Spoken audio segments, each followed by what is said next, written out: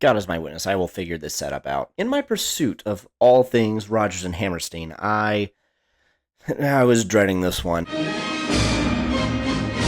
But for very different reasons than Carousel. See, I had never finished The King and I before. I tried 2 separate times, and both times I fell asleep. I really only remember 3 things about the movie if you don't count who the lead actors are and the plot, because I remember those for just about everything.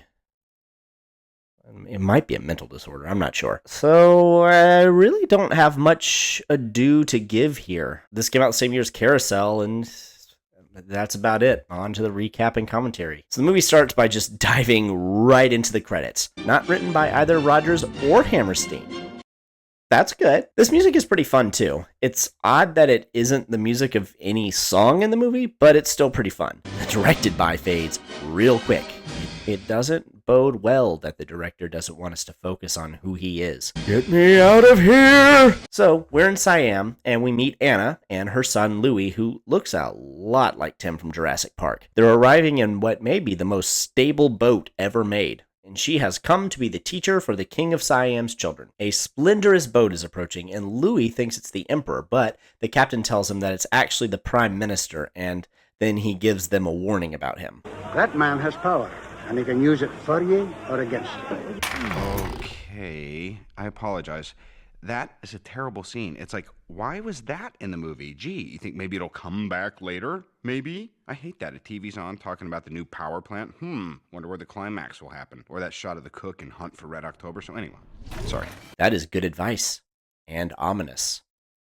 And really on the nose, so I imagine that's going to come up again. Is this movie going to be Chekhov's Unused Armory again? It is a known fact that all of the best YouTube channels have their own coin phrases. I have Crookshank and Chekhov's Unused Armory. This moment disappointed me. There's this cool chanting coming from the boat to keep the rowers on time, and it's very rhythmic while also having a subtle melody to it. Father would not have liked us to be afraid. Not ever. So then you hear this song coming, and I kind of naturally expected that to be part of the song structure. But the song ends up simply overpowering it, and it just goes away. I whistle.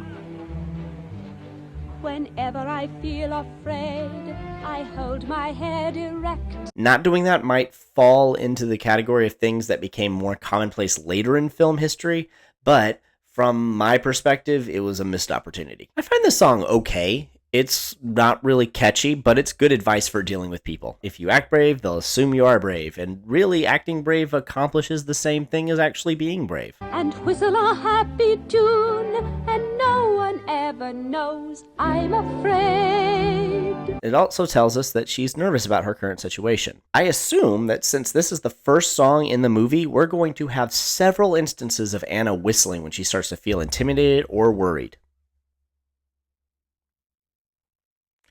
Never happens again after this scene. The Prime Minister comes aboard, and it's a well-done scene. We have him dealing in subterfuge by pretending to not speak English. Anna stands up to him. He shows us how lesser-thans are treated. We find out that she's a widow. All good stuff. Very economical, and 2 good character introductions while introducing a potential conflict in that she was promised a house of her own, but the king may not give it to her, so we're shown that he can be just a little flaky depending on his mood. Also, this line made me snigger. If I tell king he break this promise, I will make anger in him. Make anger. So then they leave for the palace. All in all, a pretty good scene. I do have a wondering, though. This isn't a complaint, it's just a thought. I would like to know why Anna is here. Yes, she's there to teach the king's children, but why her specifically? She is a single woman with a child who has decided to travel to Siam from England. How did she get this job?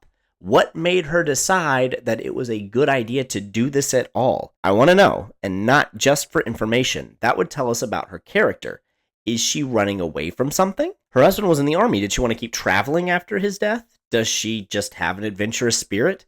It's not story-breaking to not know this, but I would just like to. By contrast, The Sound of Music, coming soon-ish. Maria is a nun in training who leaves to be a governess.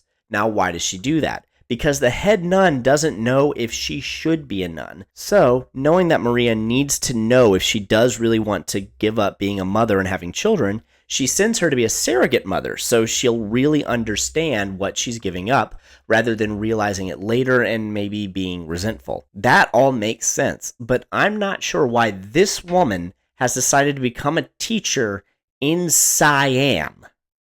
And I would like to. So, there's a parade that marches through the city to the palace that feels superfluous. There is no dialogue. It's all extra wide shots. The only thing we see is that the prime minister is carried on a palanquin and people bow to him. It really feels like they just wanted to show off the set. That's what it feels like. But there may be a broader reason for the extended shot that goes to the audience that it was made for. One of the great joys of early film was that it could transport you, the average American, to a faraway land that you would probably never see. That's still the case and a small goal, and it does help explain the popularity of fantasy and sci-fi right now. We have 130 years of film and TV and internet, and we know what most of the world at least looks like. So, filmmakers show us imaginary things to wow us. But back then, the average Westerner had no idea what anywhere in Southeast Asia actually looked like, so the filmmaker decided to show you a lot of it. It's kind of like the novel for The Hunchback of Notre Dame.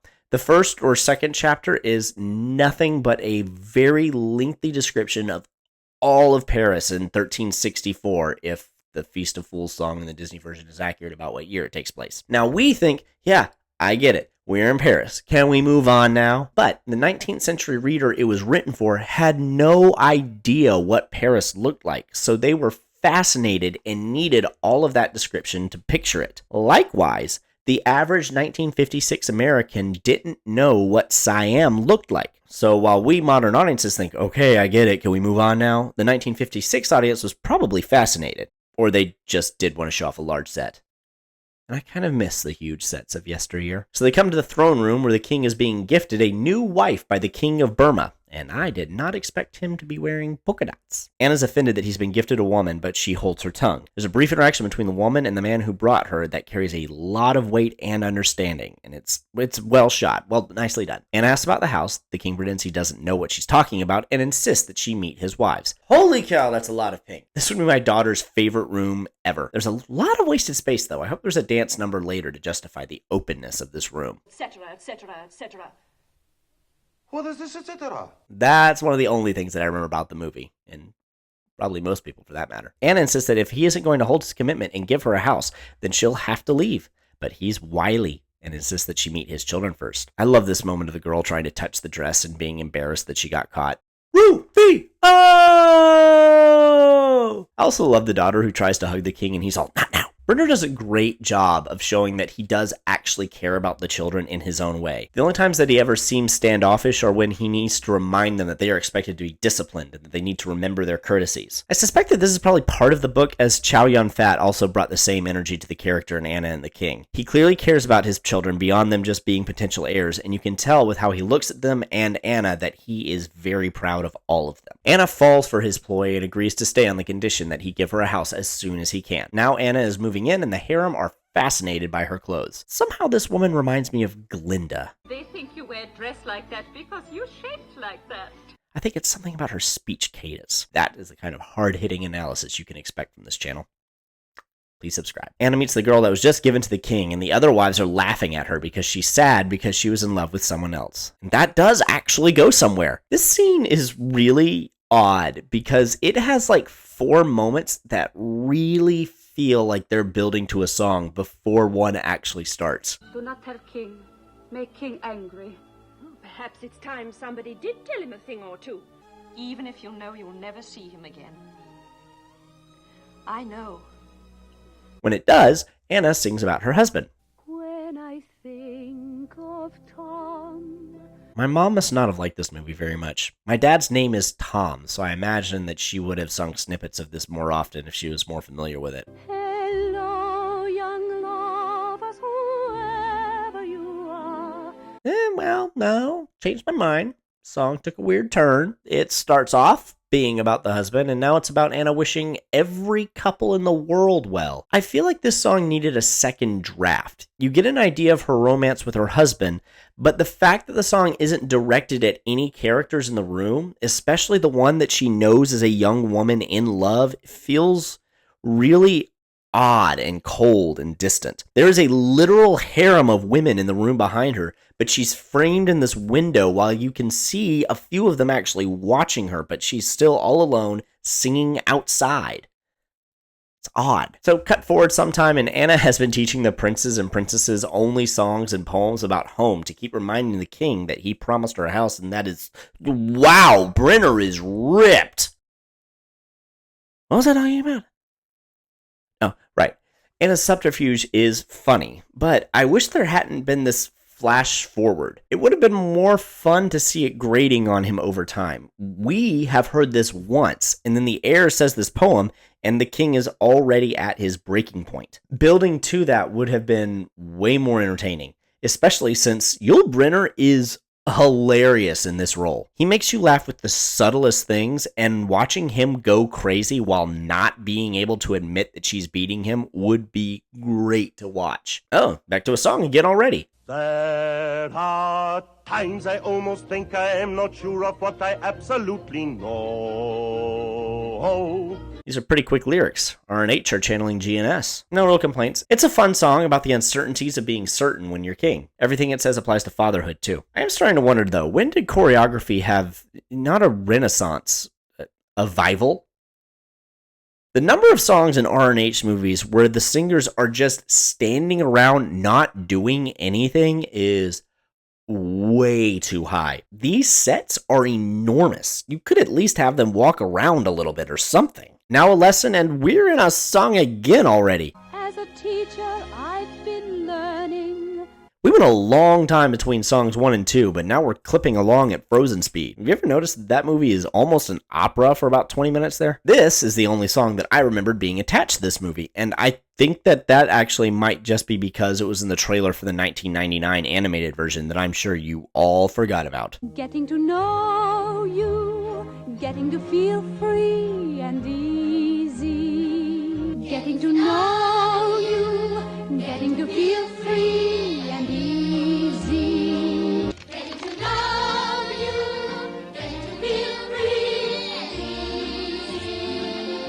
Getting to know you, getting to feel free and easy. Wow, this song is repetitive. Then we have a brief conversation between Anna and the PM about the king becoming too westernized and weak. I do enjoy the character interactions, and the scenes are nice and they're decently written, but I can't help but notice we don't really have a story yet. I am not sure what we're trying to accomplish and what the obstacles are, and this conversation is the first real sign of any broader conflict that we've seen. And it kind of comes out of nowhere. So the PM is against the king becoming westernized because he prefers the traditions of Siam, but he also introduces the concept of the king tearing himself apart because he has a strong respect and instinct for his people and their traditions, but he also wants to become scientific and progressive, and if he can't achieve a balance in these two conflicting ideas, it might drive him insane. That is interesting, and it does kind of become the king's driving internal conflict,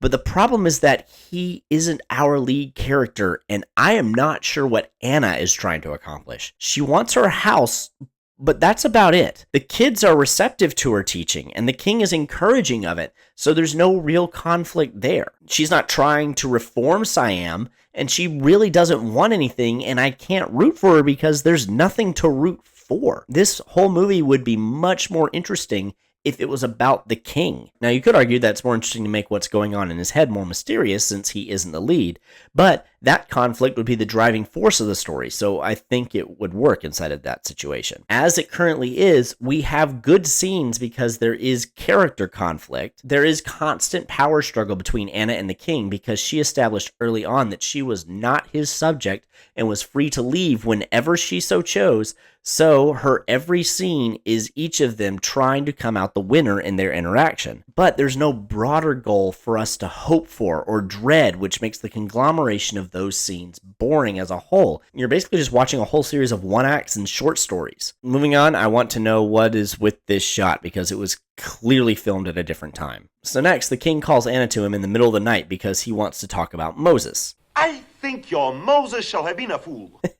That's funny in a meta way because later that year he played Pharaoh in the Ten Commandments. He'd been doing this show on Broadway for a while, so I wonder if that line was actually a slight factor in him earning that role. That's the kind of meta humor that I enjoy. What's a Jedi warrior? They argue about the difference between faith and science, and then he gets her to promise that she not let her head be higher than his, and she's in trouble if he notices that she's taller than him. Might be her shoes, though. Maybe that gets some grace going there. Another weird lighting change. Again, an entertaining scene, but it feels unnecessary. I think. It's hard to say what is and isn't necessary when I don't really have a story yet. As she's returning to her room, the man who brought the king his newest wife asks Anna to send her out to him so they can talk because they're in love and, ooh, clandestine operations, we're actually getting somewhere. They meet and they're doomed lovers and they sing a song. The guy has a lovely voice.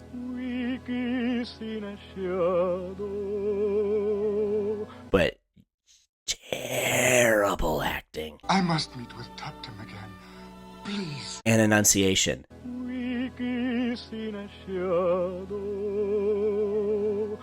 I'm having trouble understanding the lyrics.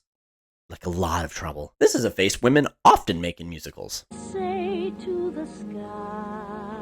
That one. That exact one. I'm not sure how I feel about her voice, and her acting isn't any better than his. You must go now. I will be missed, and they will start searching for me. Which is a shame, since this plot is actually attempting emotional resonance. And a plot, especially compared to will Anna get a house or not. I won't complain about the lack of blocking here, because their positioning actually means something. I want to complain about the blocking, though.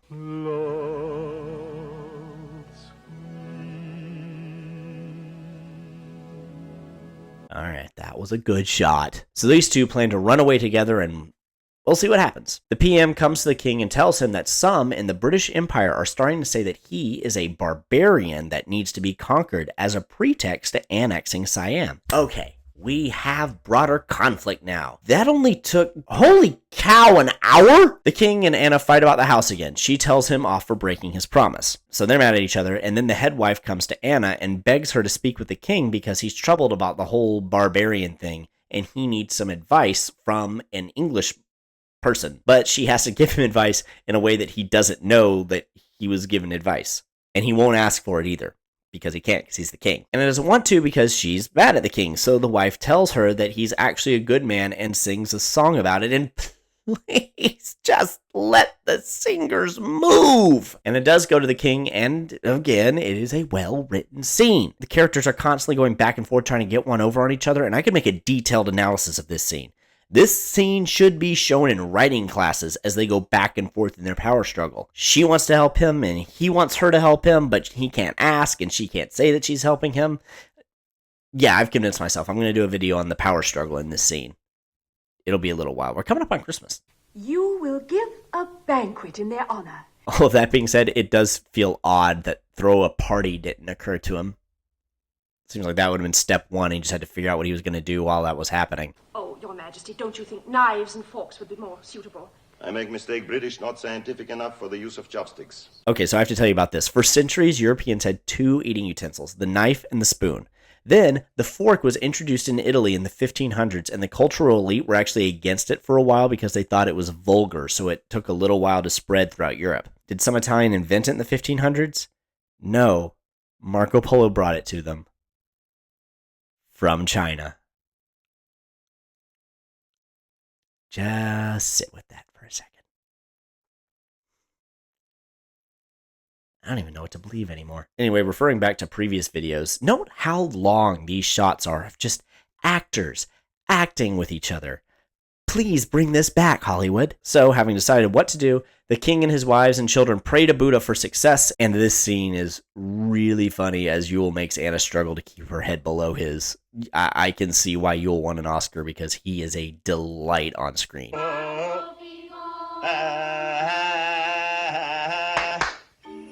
Effortlessly funny while also doing the serious really well. We now meet a man who's part of the British delegation that will need to give Victoria a good word to keep Siam independent, and he and Anna used to know each other. A potential romance. Fun! Maybe there'll be a story there. I've lost the will to hope. Hear that? We danced to that once. Wow. Also, contributing to that Oscar, Yule was able to stand out against the many, many terrible actors in this movie. Jeez. This guy loves Anna, but she doesn't quite reciprocate it. Like so many things, nothing really comes of this. The king gets a little jealous, but I'm not sure if that's romantic or if he just doesn't like not being the center of attention. Good gosh, what is it like heating a room that tall? Moses. The Moses references are cracking me up. The new wife's boyfriend is sneaking in during the party. I want a modern movie where this is what the valets get up to during parties, like the medieval Fight Club and Better Off Ted. Oh, that is over already. Well, the wrestling feels just downright silly now. To wow their guests, the wives and servants put on a show of Uncle Tom's Cabin, and this is the other thing that I remember about this movie. It is permanently burned into my brain, and I could not tell you why. Hey, an old school Deus Ex Machina. I've never read Uncle Tom's Cabin, so I wonder how accurate this is. I imagine the Buddha part isn't, but is there an angel in the story? And did she briefly lose her child and almost get caught? I don't know. Because I too am glad for death of king, of any king who pursue a slave who is unhappy and who tried to escape. And your majesty, I wish to say to you, I beg of you. Oh, that took a turn. King gets upset because the slave owner dies. Again, nothing really comes of that. Then when the play is over, the girl is gone, and I don't know why the other girls look confused that she's gone. They were right there. She was directly in front of them. Maybe they're just really into the show. The couple sneak out, and subtitles would have been very helpful here. Anne and the king revel in the success of their party, and he gives her a ring as a thank you that she seems extremely grateful for. It feels like the ring was supposed to have some kind of significance, but darned if I know what that is. So many things that they set up and didn't do anything with, and they didn't set up this ring. He finds out that Anna knew that the wife ran away, and they discuss their different ideas of marriage. He sees it as a practical thing, but she believes in romance, and he finds that to be silly. They get around to English courtship, and I legitimately didn't know that this song was from this show. Shall we dance? 1, 2, 3, and 1, 2, 3, and 1. Why not just count to 4? It's not in 7/8. So the girl is caught and brought back, and the guy is dead. All that off screen. The king insists that she be beaten, and Anna begs him not to. She says that if this is the kind of king he's going to be, that she needs to leave. He decides not to, and the PM chastises Anna for making the king less powerful and weak. Anna says she's going to leave and gives the ring of unspecified importance back. I do have a complaint about this scene. It comes out of nowhere. He takes a whip and has 2 servants hold her flat on the ground. And at this point, we haven't seen a sign of this sort of barbarism from him. There is slavery, and they do talk about how there are slaves, but this is 1862. Slavery was just outlawed in the British Empire 30 years ago. It's still legal in the United States, and it is prominent in all of Asia. So that's not really a sign of barbarism to the world at this point in history. It's kind of normal. We haven't seen people be abused except by the one guy that the PM kicked at the beginning, but we're not supposed to like him, and we assume that he's kind of mean. Having the king suddenly filled with bloodlust is not something that we have ever seen hints of. He was only mildly annoyed with Anna when he found out that she knew that the wife ran away. He hasn't even lost his temper before. This is just way too much, way too fast, way too all of a sudden. So it's the day that Anna is supposed to leave to go back to England, and she is told that the king is dying. Who can say what it is that makes a man die? A sad heart that no longer wishes to go on beating? A Padme disease, apparently. Anna goes to say goodbye, and this really feels anticlimactic. Like, what ending do we have here? That dissonant desires in his soul tore him apart and drove him to dying? If so, I don't think that was set up super well, and I don't know what it's trying to say about that. There really wasn't a point other than the beating thing where he had to choose between the two. And then he chose modernism over tradition, and that killed him. So are they saying that he should have beaten her? I don't think that's what they meant to say, but you could argue it's a legit read of what happened. And while I praise Yul Brynner's performance for most of this movie, really everything up till now, it doesn't really feel like he's dying. For which I pay her exorbitant monthly fee of 25 pounds. I mean, he doesn't seem weakened or sick or anything at all. Louis, run down to the boat and ask Captain Norton to take our things off and send them back. Yes, Mother. A great twist would have been he wasn't dying, and this was just all a ploy to get her to stay. So, he makes his son the new king, and while he dies, Mojo Jojo is giving a speech. That's not about the accent. He's just very repetitive in what he's saying. There shall be no bowing like toad, no crouching, no crawling. This does not mean, however, that you do not show respect for king. You will stand with shoulders back and chin high, like this. You will face king with proud expression, showing pride in self as well as in king. This is proper way for men to show esteem for one another, by looking upon each other's faces with calmness of spirit, eyes meeting eyes in equal gaze, bodies upright, standing as men were meant to stand, with dignity. So, that's the end. That's The King and I really don't have much to say about it. It's kind of dull. It has 2 memorable songs, and the whole thing is extremely meandering. It's beautiful with good characters, but it suffers from a complete lack of plot. I can see why I fell asleep before. So, like the movie, my conclusion is anticlimactic. No huge ranty complaints, just eh. You'll see me next time if you subscribe. Bye.